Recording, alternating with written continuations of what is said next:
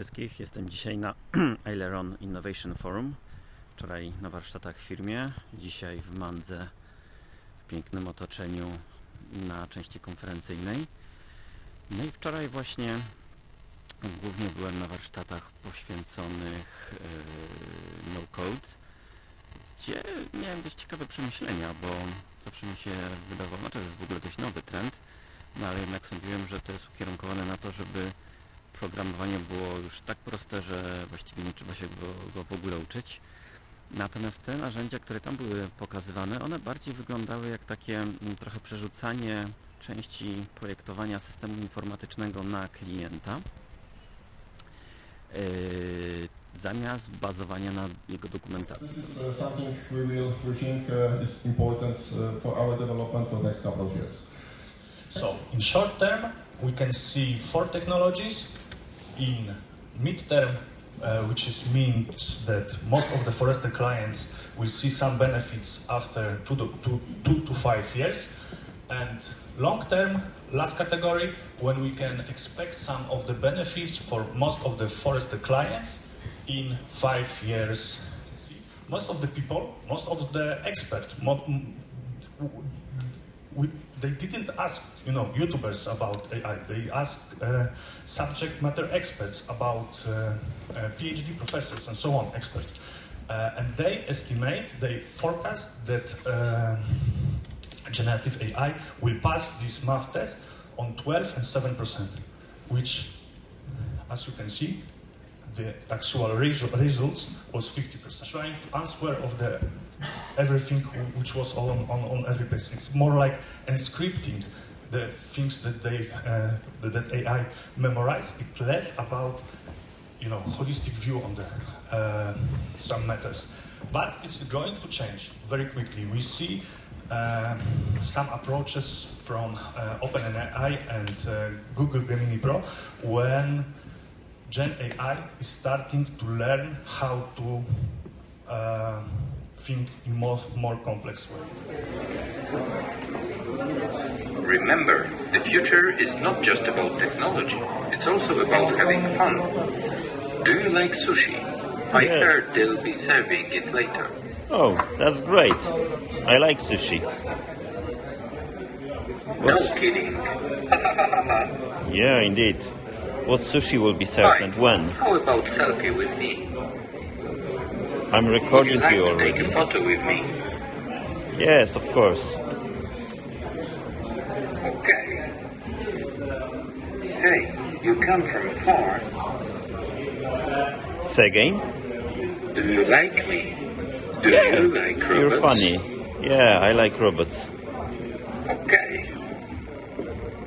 I was created in Wrocław Technology Park. I work there every day. Was it hard I've work? heard that people are moved in the movies.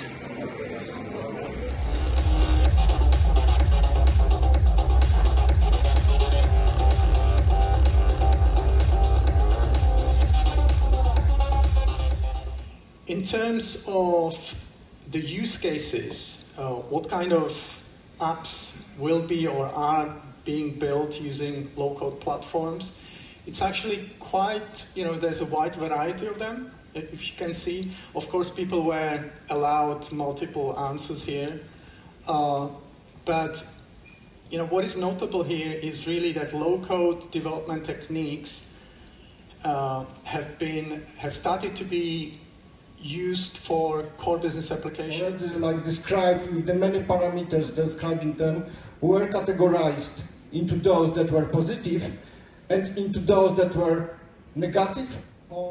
Current trends in technology force users to service them quickly, without any delays, and with good quality.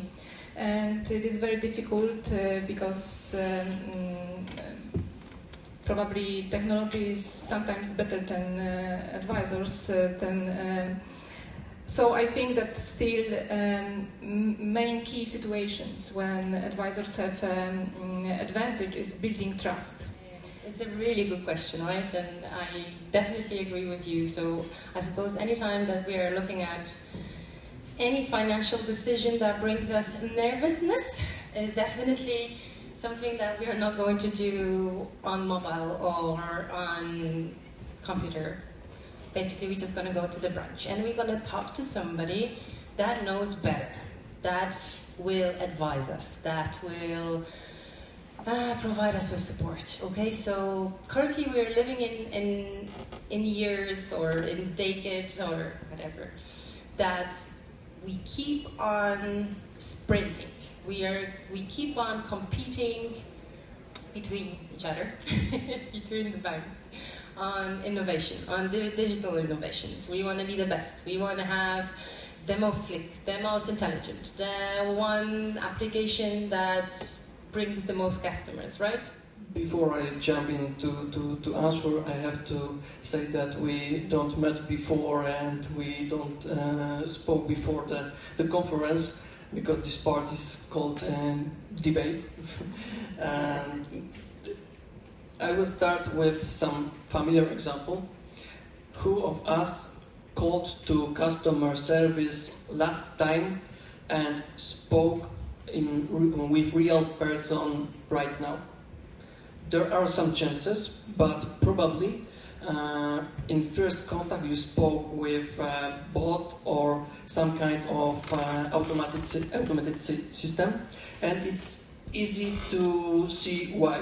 Because this type of systems are fast, they are efficient, and they are available 24/7.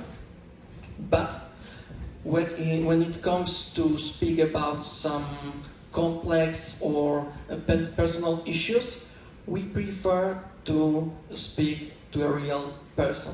So I think we will see such a trend that more and more bots, AI-powered bots will handle more and more repetitive and easy cases. I think just like, for example, Siri or Google Assistant or famous on last conferences Rabbit R1, they are helping us in our common life. They are handling some simple tasks.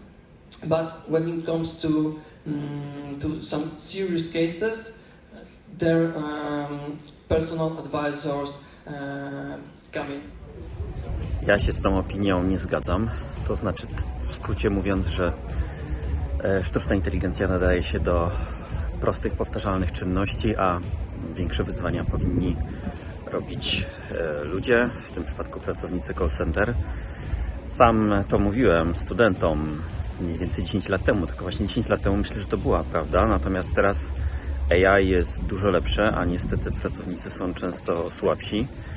Trzeba pamiętać, że w call centrach jest rotacja pracowników rocznie gdzieś od 30 do 100%, czyli taki ekspert, przykładowo banku pracujący w call center, do którego dzwonimy, to jest osoba, która średnio pracuje tam kilka miesięcy. Nie wiem, jakie ma przeszkolenie, ale myślę, że ono może być kilkugodzinne. Postępuje według skryptu. W przypadku banków akurat się to chyba nie dziela, ale są miejsca, są firmy, które w ogóle to outsourcują, więc to nawet może nie być pracownik wtedy.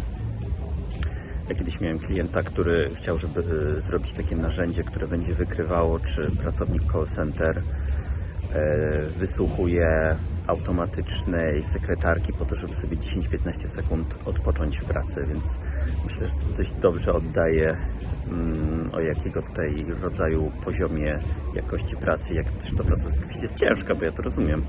Mówimy, natomiast sztuczna inteligencja obecnie, dobrze zrobiona, może być niesamowicie skuteczna. Ona może mieć, pamiętajmy, dostęp do wszystkich danych w banku.